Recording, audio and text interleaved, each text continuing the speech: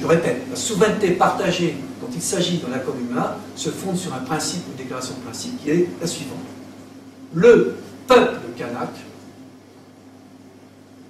et l'ensemble des communautés ethniques, pour reprendre le terme des technocrates ou des hauts fonctionnaires, c'est-à-dire les autres communautés peuplant la Nouvelle-Calédonie, doivent construire ensemble une seule et même communauté politique au singulier.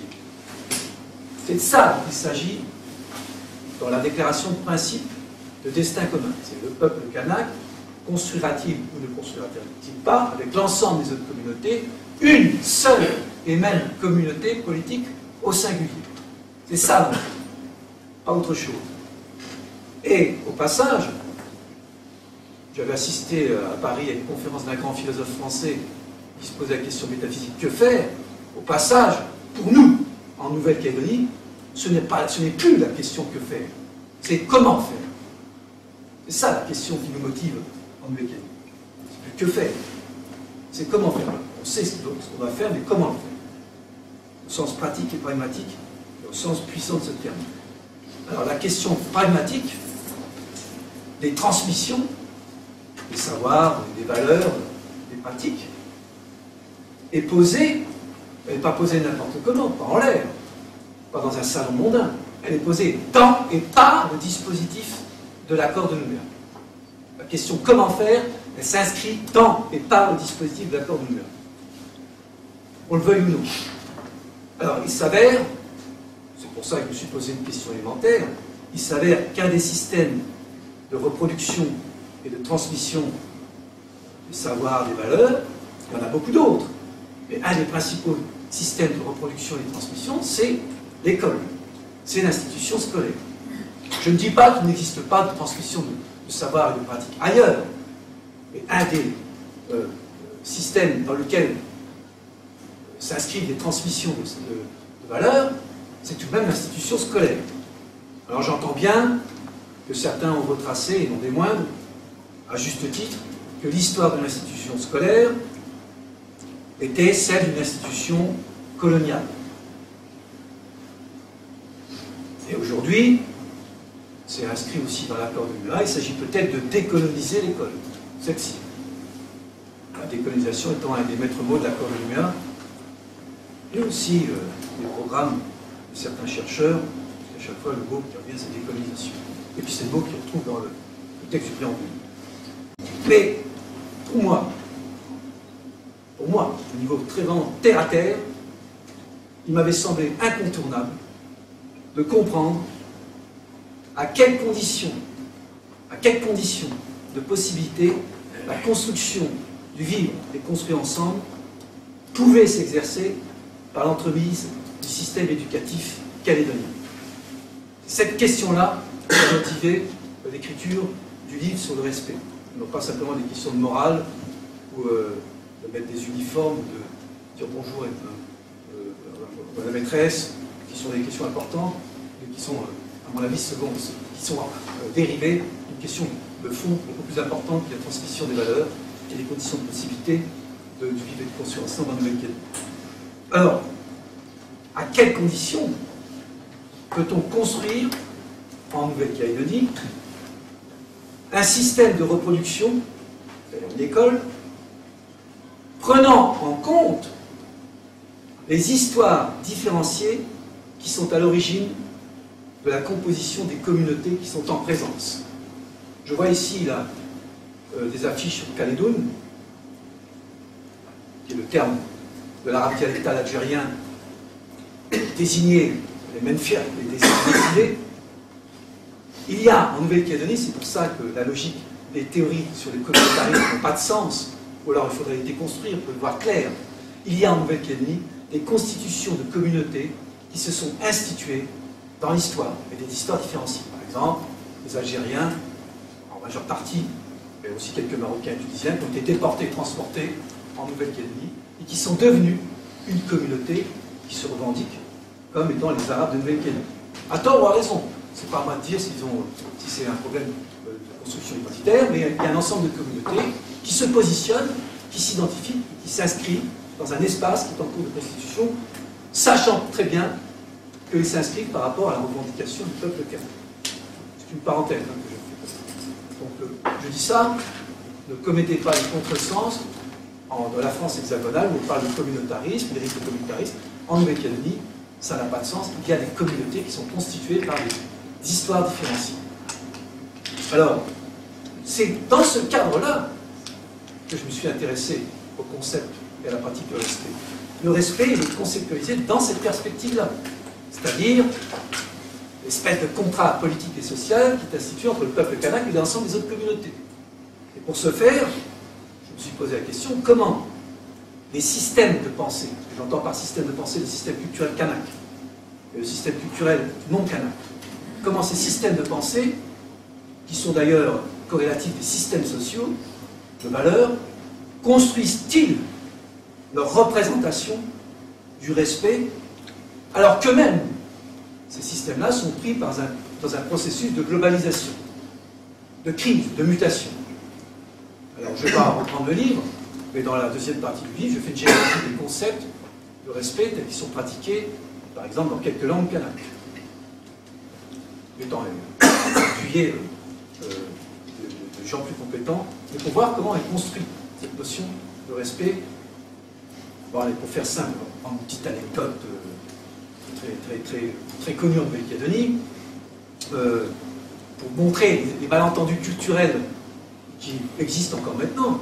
Il y avait un grand chef de Poi, un linguiste éminent ici qui connaît, on en parlait d'ailleurs, Aman, qui était grand de taille, très grand, et qui était connu pour ses actes de rébellion et d'insoumission par rapport au système colonial.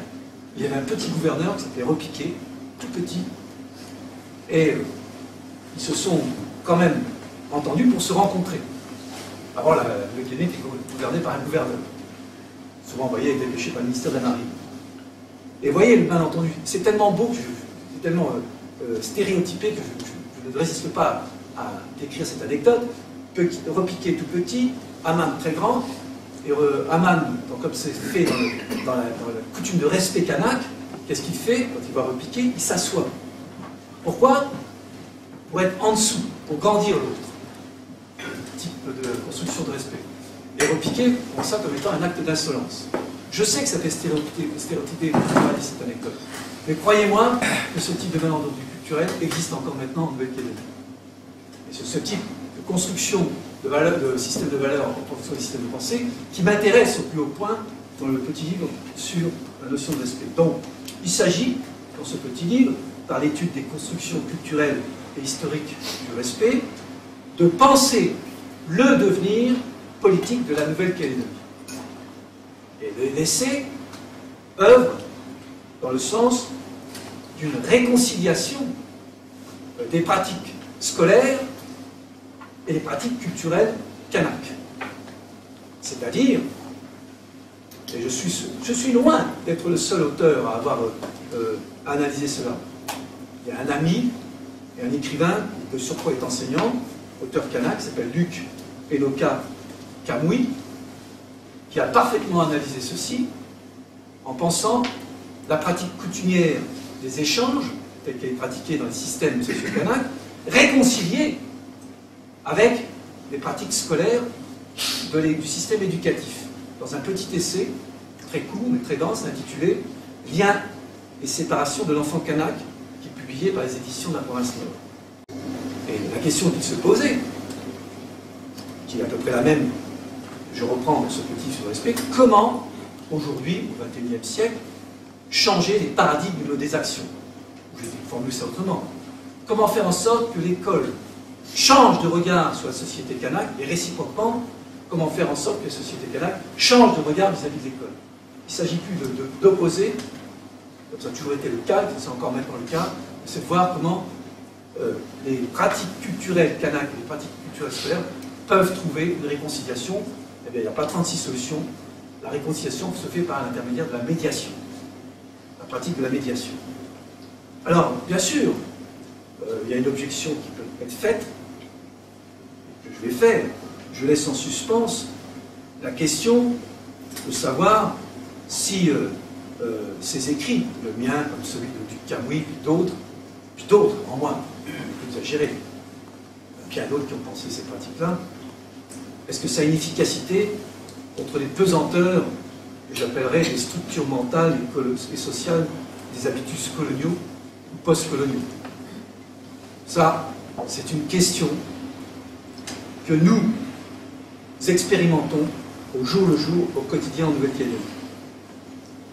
Cela suppose, moi je dirais plus modestement, pour le cas du petit livre sur le respect, je dirais plus modestement qu'écrire et publier en Nouvelle-Calédonie, ben, ça suppose une intelligence des conditions pratiques, c'est-à-dire des conditions de publication qui sont contemporaines de l'accord de Nouméa.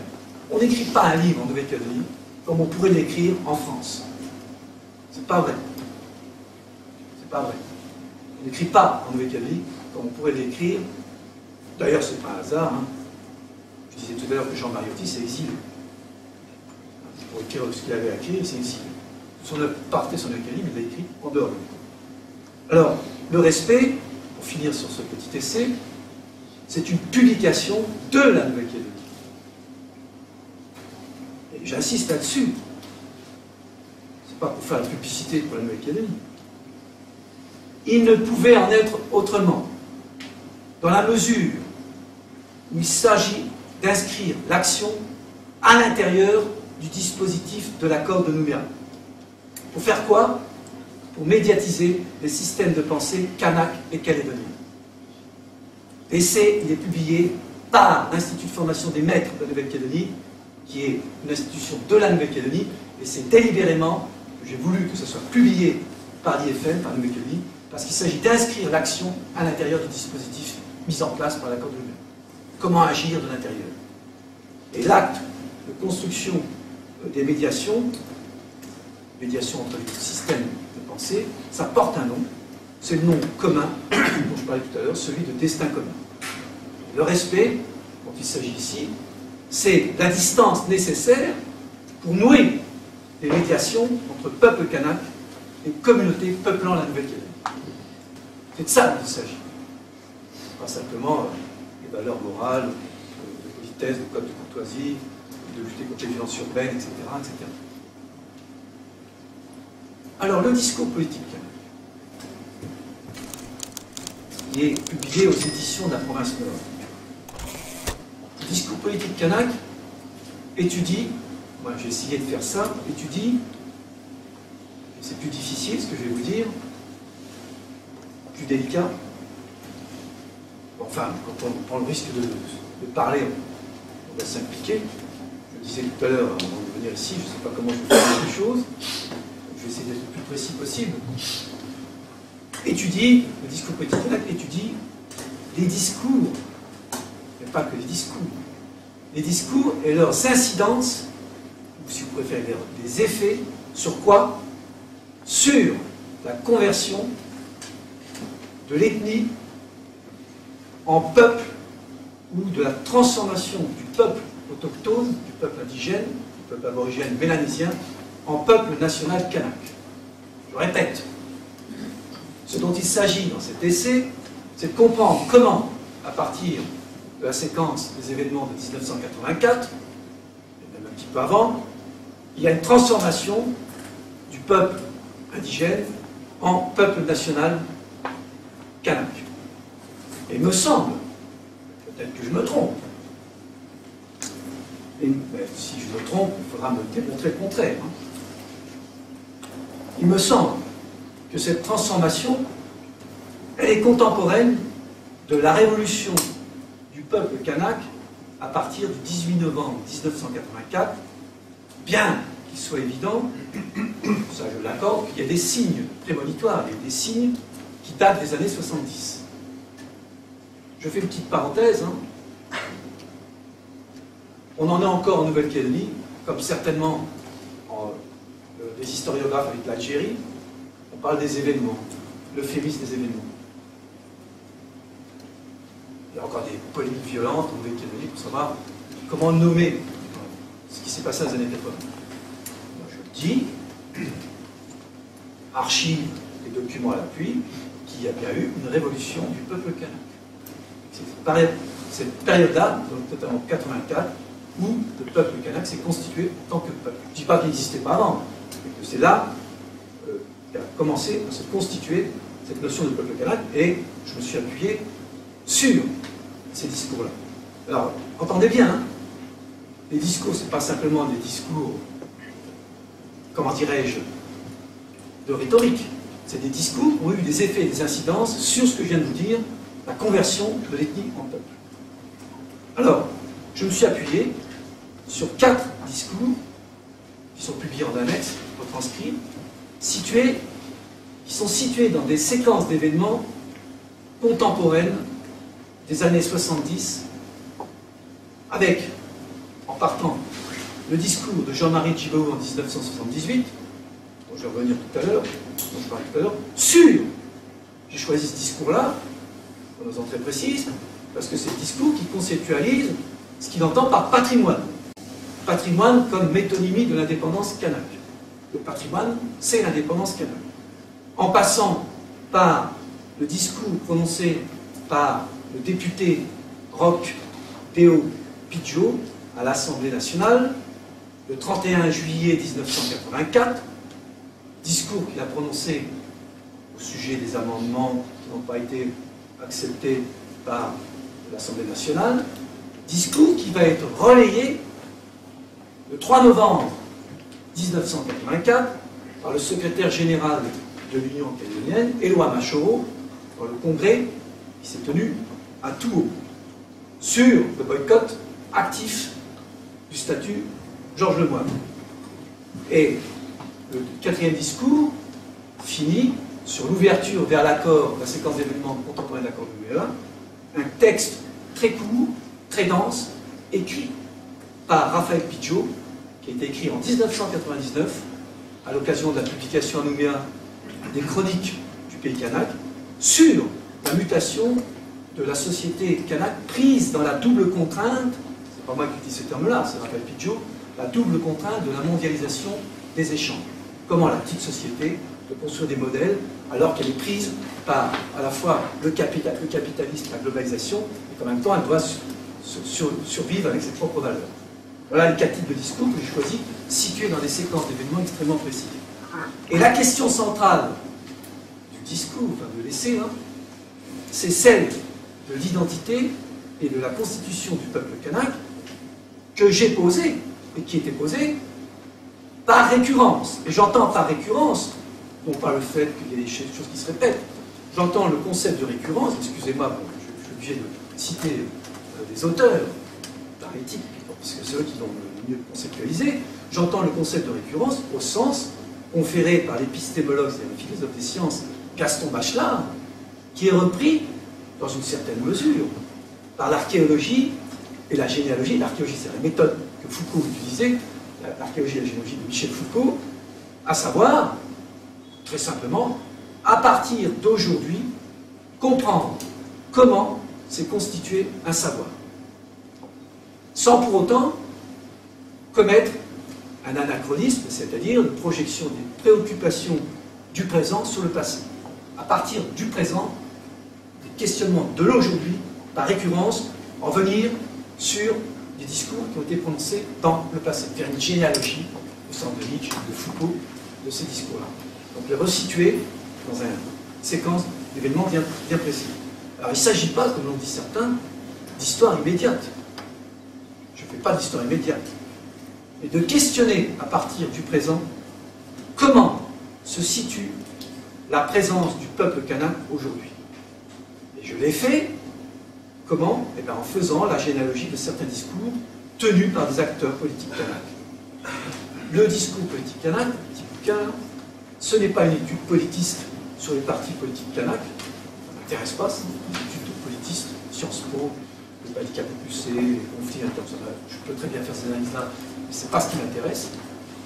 Ce n'est pas une étude politiste sur les partis politiques kanak, c'est une analyse de la question de la revendication nationaliste kanak qui est constitutive de l'identité du peuple kanak, elle-même effectuée à partir de quoi? De la reconnaissance de la souveraineté reconnue par l'accord de Nouméa.